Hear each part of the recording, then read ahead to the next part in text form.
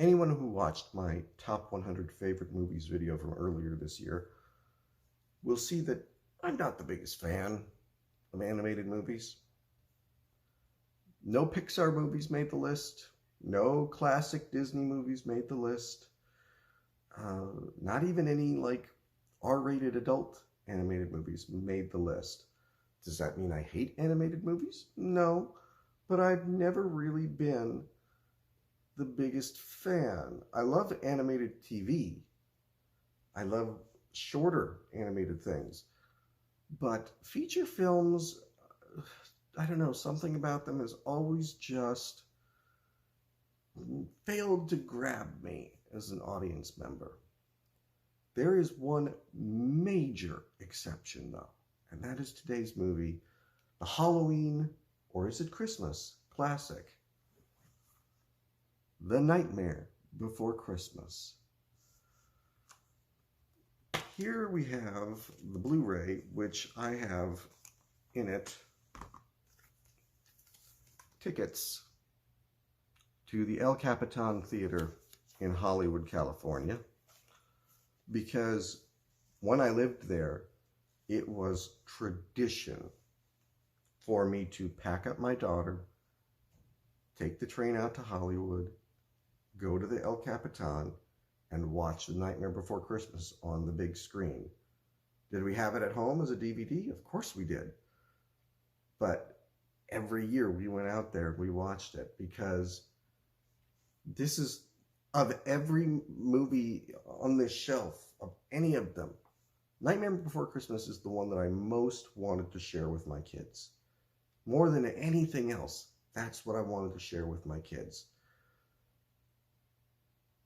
I was 13 when the movie came out. So it's not like a thing I look back on and I think, well, I was 5 and it really captured my imagination or anything. No, I was 13.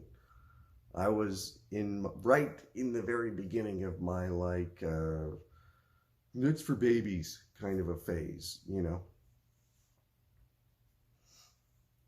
And yet, I walked out of Nightmare Before Christmas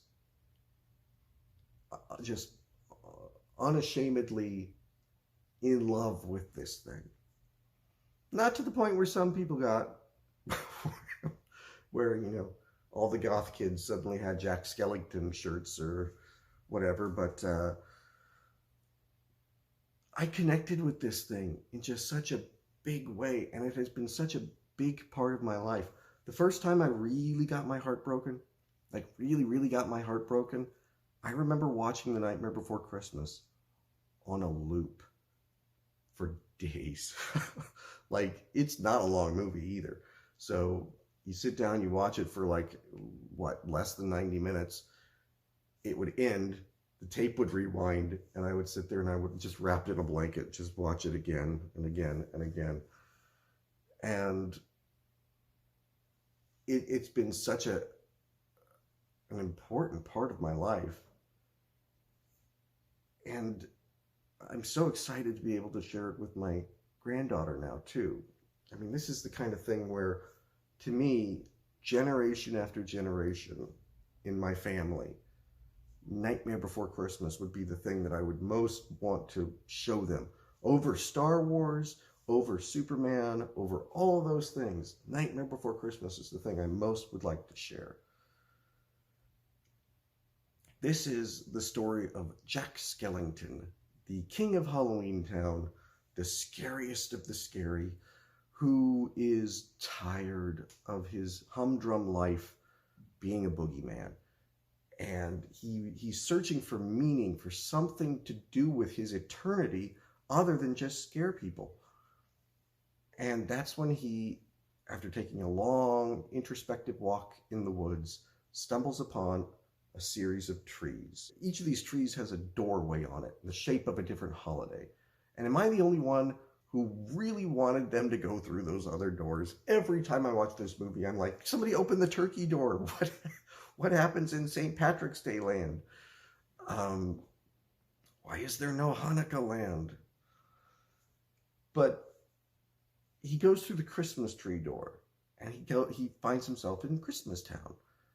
And he just falls in love with everything that he sees, and he just feels this Christmas warmth inside of him, and he wants to make it his. He wants to take it. He wants to capture it. He wants to make it his own. And thus begins Jack's folly. This was an original movie. A lot of people think it was Tim Burton that directed it. It wasn't. It was Tim Burton's idea. But Tom, Schlick? Is that how you pronounce his name? Schlick? I don't know. I've watched the behind the scenes things many times, but I can't pronounce the guy's name. Or it's not Tom, is it? It's Henry. Henry Schlick? Who knows? Anyway, he also did James and the Giant Peach, which was another movie that my daughter and I watched a lot when she was little. And he does a great job. The Tim Burton story is definitely, you can feel Tim Burton's influence on it, but he was not the director.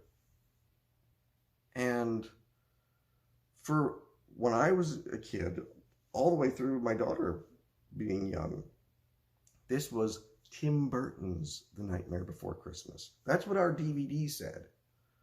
Our DVD said, originally my VHS cassette, and then our DVD said Tim Burton's The Nightmare Before Christmas. Then we bought the Blu-ray, and now it's Walt Disney's The Nightmare Before Christmas, because this movie kind of bombed initially, and Disney had no faith in it. They looked at it and they said, this isn't The Little Mermaid. And they didn't understand it. They didn't put the kind of marketing campaign behind it that they really should have. And it just didn't connect with audiences upon its initial release.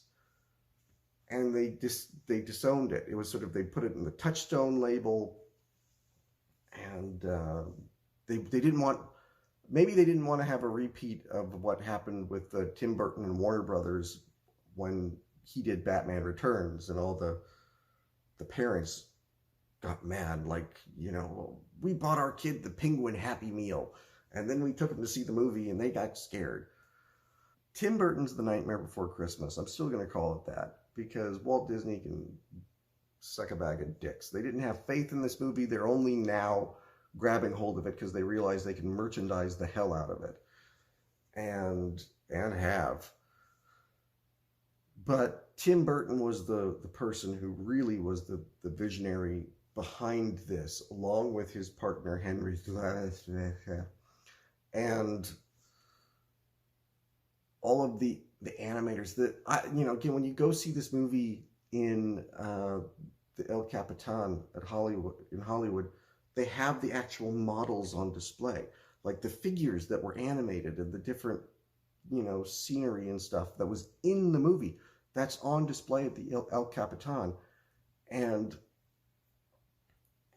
I'm fascinated by stop motion. To me, it is my favorite of the animation art forms. There's something herky-jerky and wonderful about it, and it fits a Halloween-themed movie perfectly. If they ever announced Nightmare Before Christmas, the special edition, where they cleaned it all up and they got rid of the strings on the bats and everything, I'd hate that. I'd hate that. Because I saw this in the El Capitan, there's a particular way I like to watch The Nightmare Before Christmas every year, and the Blu-ray allows for this. At the El Capitan, they start with the organ player. If you've never been there, treat yourself. It's a great, big, grand old theater. And before the movie starts, you get 2 Tim Burton short films. First is Frankenweenie, which he later went on to do an animated version of it, but this is about a half an hour long live action version with Daniel Stern in it. And it's fine, but the real treat is Vincent, this little short animated movie, stop motion, about a little boy who, lives in this idyllic little suburban town, but he wants to be Vincent Price, and he has these dreams of murder and bloodshed. And it's narrated by Vincent Price. It is fantastic. I love it. If I could count little short films on my 100 favorite movies list, Vincent would make that list. I love Vincent. It is fantastic. So yeah, that's how I watch it. I watch the two shorts first, and then I watch Nightmare Before Christmas. I could go on and on and on and on and on and on about this movie. I love it so much. It came so close to making my top 10. It usually does when I do my lists of top 100. It usually gets in there into the top 10. It got squeezed out this time, but it was right there on the cusp. Nightmare Before Christmas. Tim Burton's The Nightmare Before Christmas. 5 stars. 10 stars. I love this fucking movie. For as much as things like Toy Story or The Lion King or the other more traditional Disney animated movies don't quite connect with me, maybe it's because this was something Disney distanced itself from. Maybe that's because this is something Disney didn't know what to do with. It's the outsider, just like Jack in the movie. It's the outsider, and maybe for a kid who never felt like he really quite fit in, that's what I love about it, and that's what so many other people love about it. We're all misfits, looking for our Christmas town out there somewhere, when really we all belong in Halloween Town.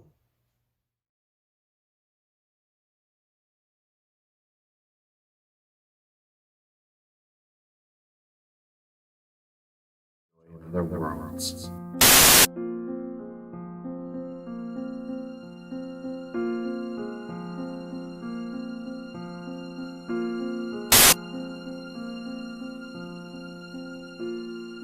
Sort of gave myself the challenge of, okay,